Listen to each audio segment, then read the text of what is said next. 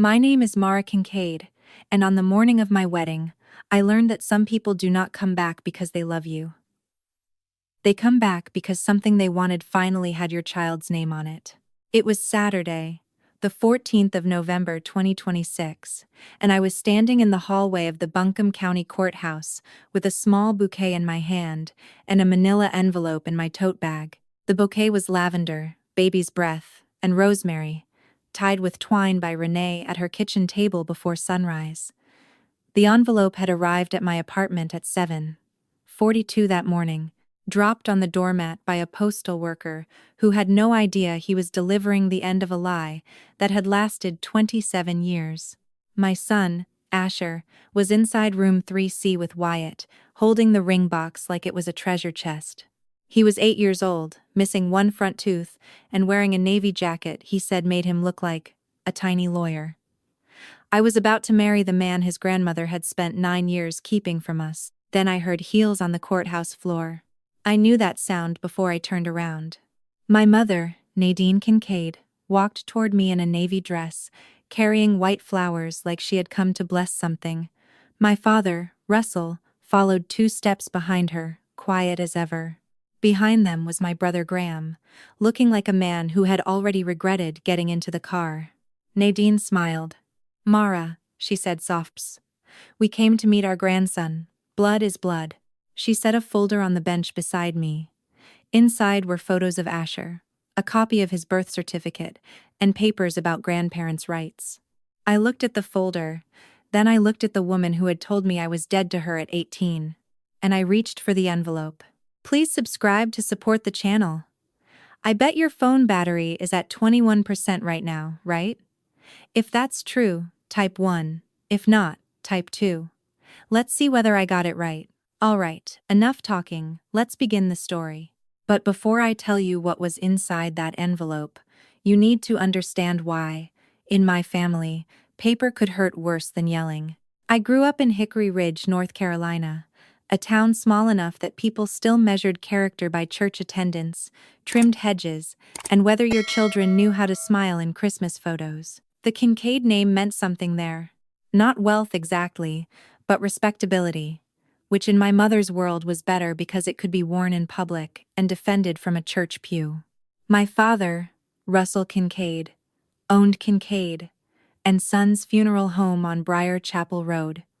He had the kind of voice people trusted when they were too tired to make decisions. Low, careful, slow enough to sound kind.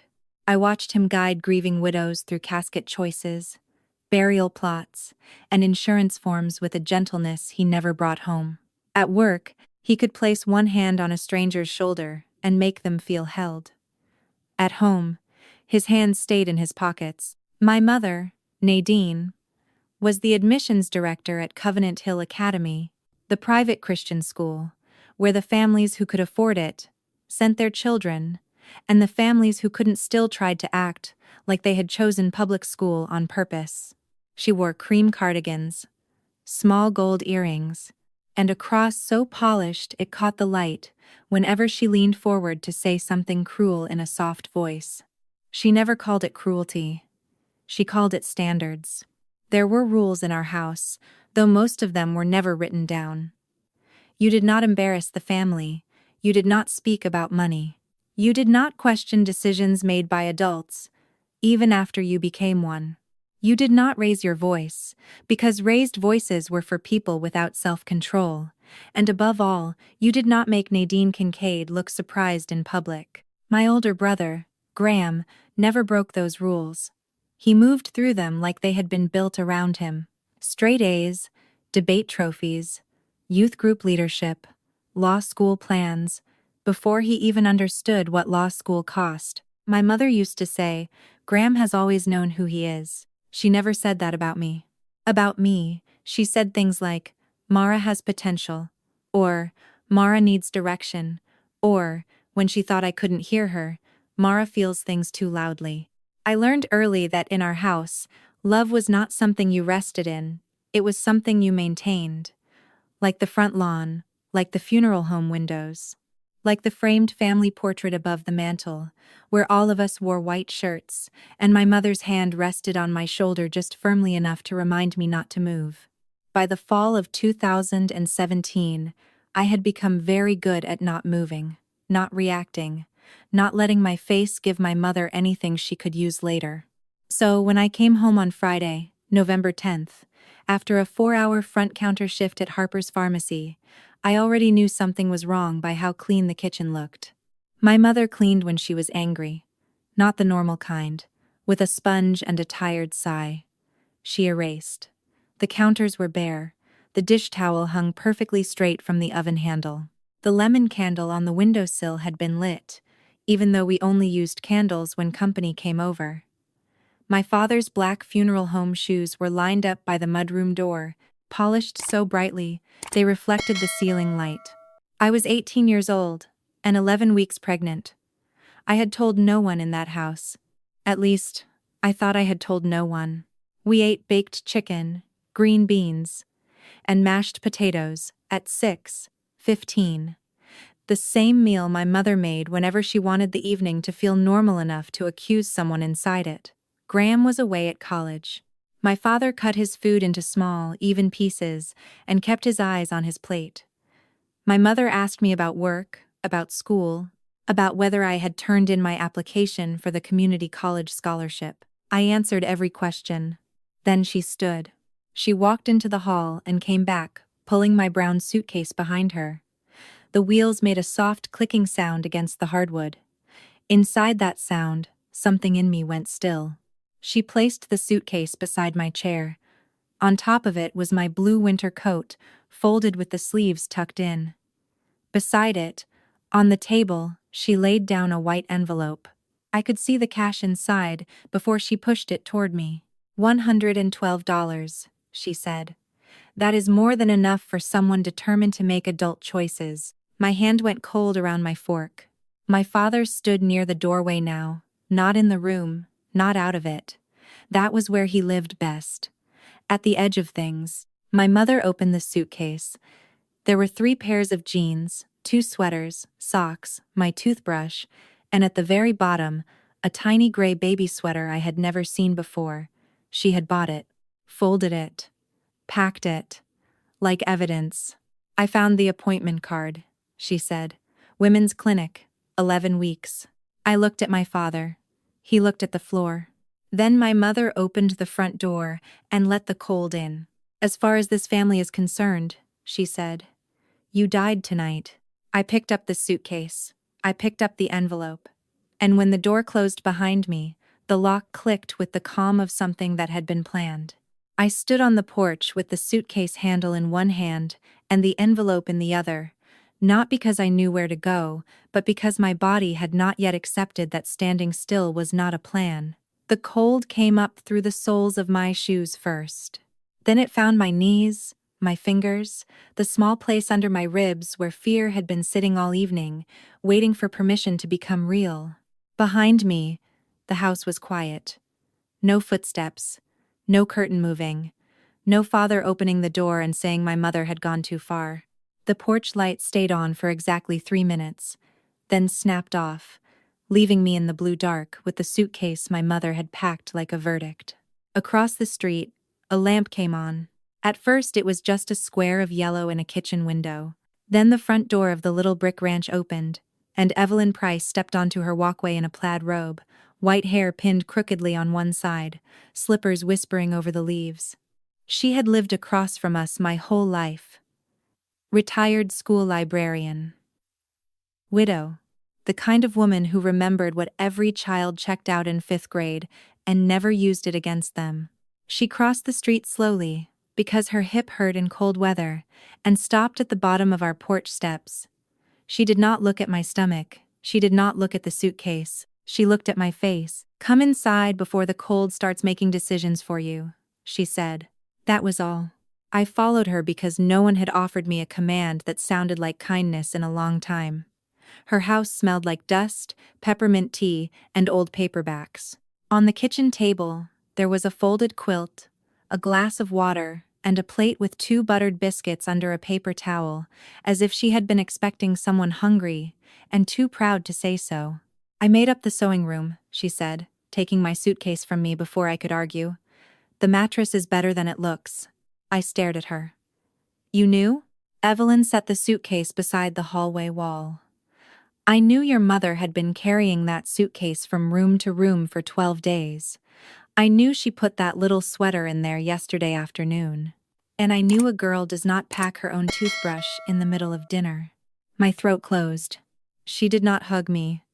I think she understood that if anyone touched me gently, I might fall apart in a way I could not put back together. Instead, she handed me a mug.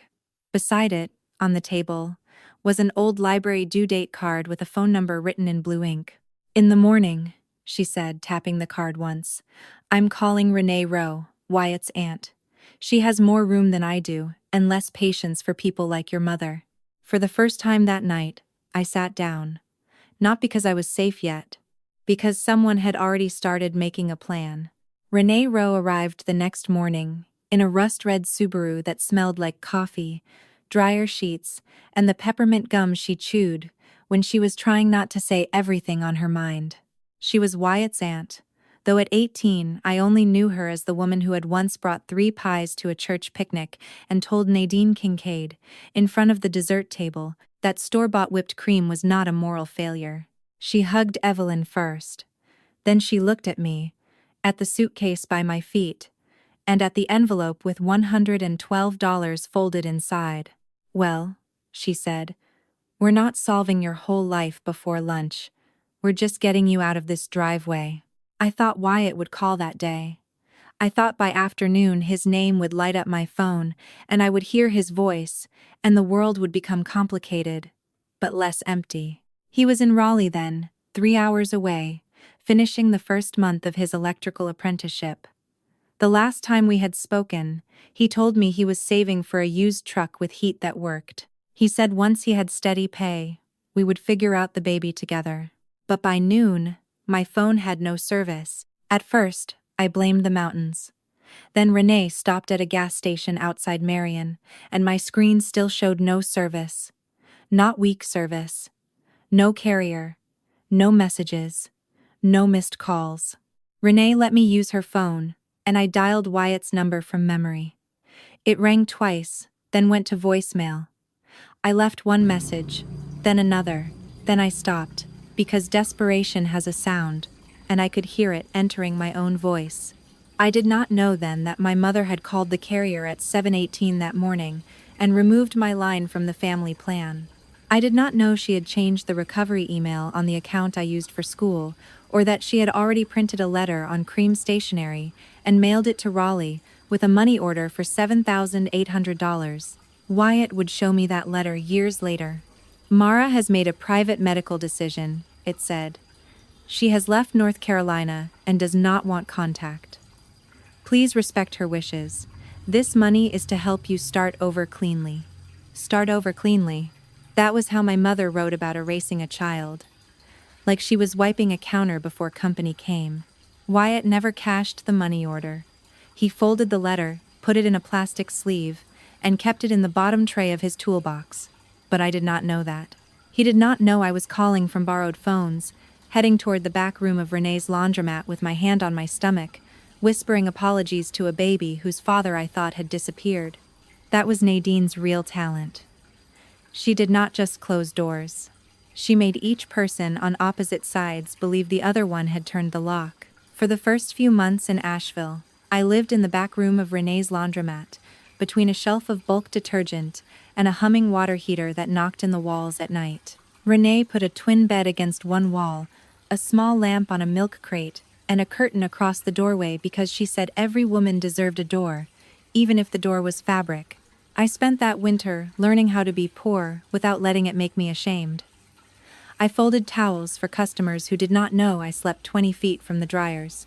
I wiped lint traps, counted quarters, and studied for my GED at a small table while the machines turned behind me. Renee kept a jar by the register labeled "broken buttons," but every Friday she emptied half of it into my coat pocket and pretended not to notice. Asher was born on the 18th of June 2018 at Mission Hospital, just after dawn, during a rainstorm that made the windows look blurred around the edges. Renee was on one side of me, Evelyn was on the other, wearing the same silver reading glasses she used for library books, as if she might need to check the instructions for bringing a person into the world. There was no Nadine, no Russell, no Graham, no white flowers. No family Bible open to the right page. Just Renee saying, "Breathe with me, honey." And Evelyn counting slowly in the calm voice she must have used with generations of children learning to read. When the nurse placed Asher on my chest, he was quiet for 1 second. Then he made a small, sharp sound. Not quite a cry, more like an announcement. His fingers opened against my skin, and I remember thinking that no one had told him he was supposed to arrive embarrassed. The birth certificate asked for a last name. I wrote Kincaid because it was the only name I had ever been given. I did not know yet how little it belonged to me. I only knew my son needed something in that blank space, and I was too tired to fight a war with a line on a form. The months after that were not beautiful in the way people make survival sound beautiful later. They were hard. Formula coupons, second-hand onesies, night shifts at the laundromat, GED classes, a baby who hated sleep and loved being held upright against my shoulder. But slowly, life gathered around us. By his 2nd birthday, I had stopped counting every month as survival and started counting them as proof. When Asher was 2, I enrolled in a respiratory therapy program. I learned lungs, oxygen levels, airway pressure, the way panic can steal breath faster than illness sometimes. It took me longer than it took the students who had parents paying rent, but I kept showing up. I became good at staying calm while other people were terrified. Maybe that was why the work fit me. I had spent my whole childhood in a house where love felt like air being rationed. Now I was learning how to help children breathe. By the summer of 2024, I was working full-time at St. Anselm Children's Hospital, mostly on the pediatric respiratory floor, where the rooms were painted in colors too cheerful for the things that happened inside them. I had learned how to walk quickly without looking panicked, how to read a monitor from the doorway, how to speak softly to parents who were one alarm away from breaking. That July, a storm came through Asheville hard enough to knock trees into power lines and flood 2 parking decks downtown. The hospital stayed open, of course. Hospitals do not get to pause because the weather has an opinion. By afternoon, the backup generator was acting up, and facilities called in an outside electrical crew. I was pushing a cart of portable oxygen tanks past the service hallway when I saw him. Wyatt Rowe stood under the fluorescent lights, with a tool bag over one shoulder and rainwater darkening the collar of his work shirt. He had a beard now. His hair was shorter. There was a thin scar across the back of his right hand that had not been there when we were 17. But it was him. The same stillness. The same eyes that made a room feel quieter without asking it to. He saw me at the same time. For a few seconds, neither of us moved. The oxygen cart hummed softly between us. "Mara," he said. My name sounded different in his mouth after all those years. Not like an accusation, not like a memory. Like something he had been afraid to say out loud. Before I could answer, Asher came around the corner from the family waiting area, carrying a folded paper map he had drawn for a school project. Renee was behind him, one hand raised like she had been telling him not to run. "Mom, look," Asher said, stopping beside me. I added the river twice because maps can have mistakes. Wyatt looked down at him. I watched the recognition move across his face, not all at once but piece by piece. The shape of Asher's eyes, the left dimple, the way he tilted his head when he studied someone. Wyatt's hand tightened around the strap of his tool bag. He did not ask, in front of my son. He looked at me, and I gave the smallest nod. Renee took Asher's shoulder gently. "Come, show me the river mistake, sweetheart." When they were gone, Wyatt's voice came out barely above a whisper. "Is him mine?" I had imagined that question for years. In some versions, I screamed. In others, I cried. In the real one, I just stood beside a cart of oxygen tanks and told the truth. He has been yours since before I knew how to protect him. Wyatt closed his eyes. When he opened them, there was no anger in them, only grief, arriving late, and finding every chair already taken. We did not fix anything that day. Truth is not a bandage, it is a door. And after 7 years, neither of us knew how to walk through it quickly. We walked through that door slowly. For 3 months, Wyatt and I met in ordinary places because ordinary felt safer than dramatic. A picnic table outside the hospital cafeteria. A coffee shop near Pack Square where no one knew our names. Renee's laundromat after closing, when the dryers had gone quiet and Asher was asleep on a pile of folded towels in the office. Wyatt brought the letter my mother had sent him, still sealed in plastic, still folded along the same lines. He brought the money order receipt. I brought years he had missed in photographs. Asher with cake on his face, Asher asleep with a toy train in his hand, Asher holding a paper star from preschool graduation. We did not try to pretend grief could be skipped just because the truth had finally arrived. Wyatt apologized more than once. I did too. Not because either of us had created the lie, but because both of us had lived inside it long enough to build walls. The other person now had to knock on gently. Asher accepted him faster than I did. Children can be cautious, but they can also recognize steadiness when adults stop poisoning the room. By November, Wyatt was coming to dinner twice a week. By spring, Asher had started leaving drawings for him on the laundromat counter. By late summer, I realized I no longer flinched when Wyatt said, "I'll be there." He proposed behind Renee's laundromat under the string lights she kept promising to replace and never did. Asher held the ring box with both hands and looked more nervous than Wyatt. Renee stood by the back door, pretending to check the trash cans. Evelyn watched through a video call, her face filling half of Renee's phone screen. Wyatt did not make a speech about fixing the past.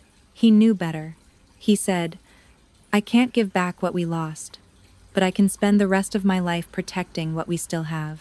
I said yes before he finished breathing. Renee posted one photo the next morning. Just one. Me, Wyatt, Asher between us, the laundromat lights glowing behind our heads. 6 days later, the letter came. Cream envelope. My full name written in my mother's careful hand. Inside, Nadine had written 3 sentences. "We have prayed for you for 9 years. We would like to meet our grandson. Blood is bigger than bitterness." I read it once, tore it in half, then into quarters. Renee picked the pieces out of the trash without a word and taped them to a sheet of printer paper. "Your mother never writes unless there's an audience or a reason," she said. 2 weeks after that, Selma Ortiz called. She was a family law attorney Renee trusted. Her voice was calm, but not casual. "Mara," she said, "your parents have been asking about grandparents' rights. And there's something else. Someone opened an inquiry about a trust with Asher's name attached to it." I did not understand the word trust when Selma said it. Not really. I understood rent, co-pays, grocery totals, the exact number of hours I could work before childcare cost more than the shift paid. Trust sounded like a word for people whose families did not count quarters in laundromat jars. Selma asked me to come to her office the next morning. Renee came with me. Wyatt stayed with Asher because I did not want my son sitting in a waiting room while adults discussed whether strangers could claim pieces of his life. Selma's office was above a bakery on Lexington Avenue. The hallway smelled like cinnamon and printer toner. She had a stack of papers on her desk, but she did not touch them right away. "Before we talk about your parents," she said, "there's someone you need to hear from." She slid a letter across the desk. The return address was Knoxville, Tennessee. The name in the corner was Tara Bell. I had received that letter once before, months earlier, and put it in a drawer without answering. Tara had written that she was a music therapist, that her mother had died, that she had taken a DNA test looking for family. She said my name appeared as a close match. Not distant, not possible. Close. At the time, I told myself it had to be a mistake. Sitting in Selma's office, with Nadine suddenly interested in Asher, and some trust floating around like a storm cloud with a $sign inside it, The mistake no longer felt harmless. Tara believes you are the biological daughter of Celeste Bell, Selma said. Celeste was her older sister. I laughed once. Not because it was funny. Because my body needed to put the sound somewhere. My mother is Nadine Kincaid. Selma looked at me gently. Your legal mother may be Nadine Kincaid. That is not always the same sentence. The official test took 9 days, long enough for me to go to work, adjust oxygen tubing, smile at worried parents, and come home feeling like my own ribs had been opened and left that way. When the results came, I read them in Selma's office, with Renee on one side and Wyatt on the other. No biological relationship to Nadine Kincaid. No biological relationship to Russell Kincaid. Probable maternal line. Celeste Bell. Direct descendant status confirmed for estate purposes. I remember Renee saying my name. I remember Wyatt's hand covering mine. I remember staring at the words until they stopped being words and became a door in the floor. Then Malcolm Shue, the attorney for Harlan Bell's estate, overnighted the rest. Kinship adoption records. Celeste Bell's death certificate. A life insurance payout for $29,600, issued for my care and deposited by Nadine and Russell. Renovation receipts for the funeral home, dated 3 weeks later. And the trust. $412,000, left for the living descendant of Celeste Bell's child. My son. That was when I understood why Nadine wanted blood so badly. For the first time in my life, it was not hers. Once I understood that, the wedding stopped feeling like only a wedding. It was still mine. I held on to that. I refused to let Nadine turn the day into one more room where she decided what everyone was allowed to feel. But from that moment on, Selma treated April 11th like a date on a legal calendar as much as a marriage license. She made copies of everything. One set for her office, one set for Malcolm Shue, one set for me, sealed in a manila envelope I was not supposed to open unless Nadine forced my hand. Selma also filed a notice that any contact regarding Asher, the Bell estate, or the trust had to go through her office. She said it in her calm lawyer voice, but I heard what she meant. Do not meet your mother in the dark. Make her speak where other people can hear her. The night before the ceremony, I slept maybe 3 hours. Not because I doubted Wyatt. He was the one certain thing in the room. I slept badly because my body remembered too many thresholds. Front doors, hospital doors, courtroom doors, places where a life could change depending on who was allowed to walk through. At 7:42 the next morning, the priority envelope arrived. I knew what it was before I picked it up. Malcolm had sent the certified report, the adoption record, the trust summary, and the insurance payout documentation in one packet. The paper was heavier than I expected. Truth should have been weightless after all those years. Instead, it sat in my hands like a brick. I put it in my tote bag beside lipstick, tissues, Asher's extra inhaler, and the vows I had written on the back of a hospital discharge form because clean paper still made me nervous. Renee drove us to the courthouse in her Subaru. Evelyn sat in the back with Asher and helped him practice walking slowly with the ring box. He had found a smooth gray stone in the parking lot before we left and insisted it was lucky. Buncombe County Courthouse looked almost ordinary in the morning light. Stone steps, security desk, fluorescent hallway, a clerk with silver hair who smiled at Asher and told him he looked very official. Wyatt was already there outside, room 3C, standing with his cousin and trying not to look at the tote bag on my shoulder. Selma arrived 2 minutes after us in a charcoal suit, carrying nothing but a slim folder and the kind of expression that made strangers lower their voices. Our ceremony was scheduled for 11:30. At 11:18, I heard the elevator open. Then came the sound of heels on marble, steady and practiced, like someone walking onto a stage she believed still belonged to her. Nadine stepped out of the elevator first, exactly as I remembered her from every school, fundraiser, and church reception of my childhood. Navy dress, white cardigan, pearls at her ears, a small bouquet of white roses held at her waist like proof of innocence. Russell followed behind her in a dark suit that belonged more to funerals than weddings. Graham came last, his face tight, his hands empty, his eyes already searching for mine, with an apology he had not earned enough years to speak. My mother stopped 6 feet away from me.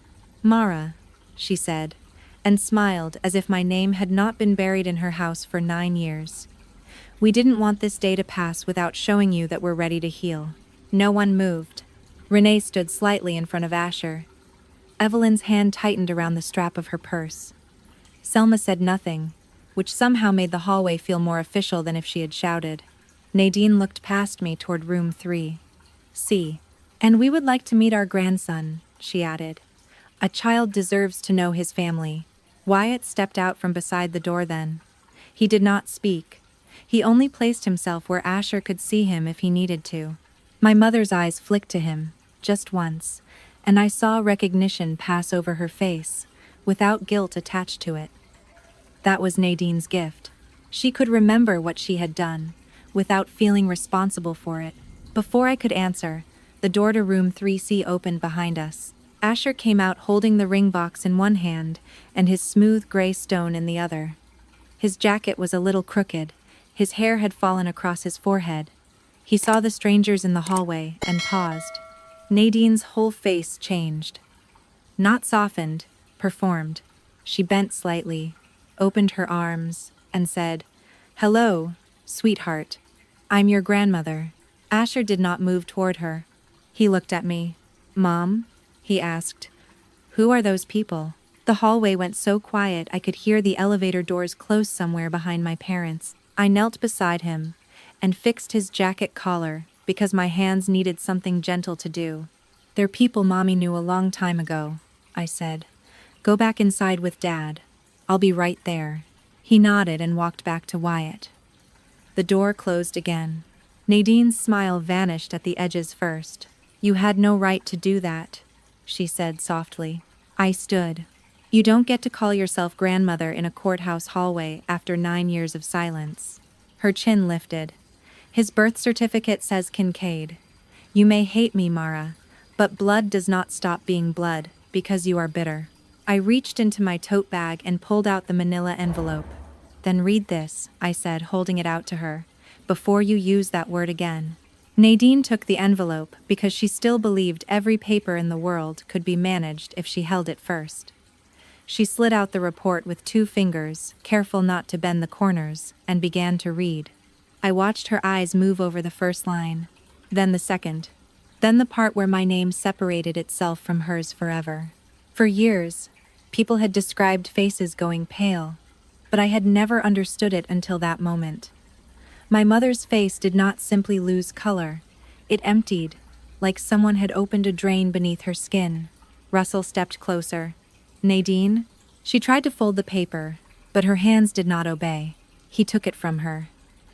I watched him read the DNA summary, the adoption record, the trust statement, the insurance payout, $29,600 issued for my care.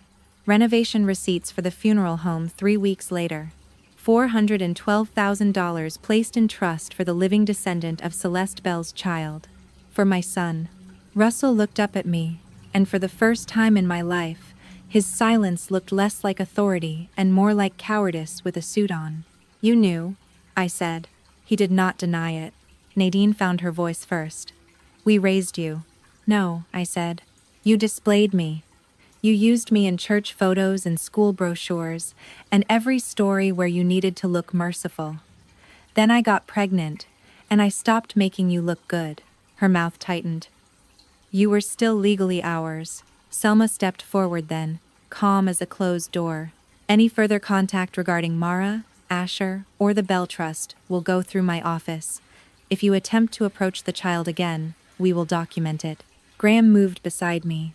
Not close enough to ask forgiveness, but close enough to choose a side. He handed Selma a business card. "That's the attorney she hired," he said quietly. "I'll make a statement." Nadine looked at him like betrayal was something she had invented, and therefore owned. The courthouse clerk appeared at the doorway to room 3C.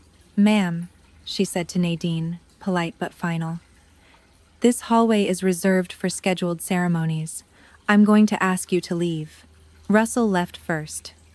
Nadine stood for one more second with the white roses hanging at her side. Then she turned and walked toward the elevator alone. I did not follow her. I went into room 3C. Wyatt was waiting with Asher between us, holding the rings and his lucky gray stone. My vows shook in my hand, but my voice did not. When the clerk pronounced us married, Asher clapped first. Everyone else joined late, laughing through tears. Weeks later, the trust was secured. Nadine's challenge disappeared before a hearing. I met Tara Bell in a coffee shop in Knoxville and learned my mother's real name had been Celeste. Evelyn still called every Sunday. Renee still kept the laundromat lights on too late. And at our little house, the porch light stayed on every night. 9 years ago, they locked a door and called it family values. On my wedding day, I learned the truth. I had never been dead to my family. I had only been waiting for the right people to find me. What Mara's story teaches us is that family is not proven by a last name, a bloodline, a birth certificate, or a seat saved in a church pew. Family is proven in the cold moments, when someone is standing outside with nowhere to go and another person turns on a light. Some people use the word family like a chain. They say it when they want obedience. They say it when they want access. They say it when they want to rewrite the past without taking responsibility for the damage they caused. But real family does not appear only when there is money, reputation, or control at stake. Real family shows up when there is nothing to gain except the chance to protect someone who needs protection. Mara spent years believing she had been thrown away. But what actually happened was different. She was removed from a house that only loved her when she made them look good, and she was slowly returned to people who loved her when she had nothing to offer but truth, pain, and a child to protect. That is a powerful lesson. Sometimes losing the people who raised you is not the end of your story. Sometimes it is the first honest chapter. Sometimes the door that closes behind you is not punishment. It is rescue, even if it takes years to understand. Love is not control. Love is not silence. Love is not showing up 9 years later and demanding a place in a child's life because the word blood suddenly becomes useful. Love is staying. Love is listening. Love is making room. Love is keeping the porch light on. And healing does not always mean letting people back in. Sometimes healing means building a peaceful life they no longer have permission to enter. Mara did not become strong because life was easy. She became strong because, again and again, she chose to keep breathing, keep working, keep protecting her son, and keep believing that the right people would find her. What did you think of Mara's decision in the courthouse? Would you have handed Nadine that envelope or walked away without explaining anything? Leave your thoughts in the comments. If this story moved you, please like the video, subscribe, and share it with someone who needs to remember that family is who shows up.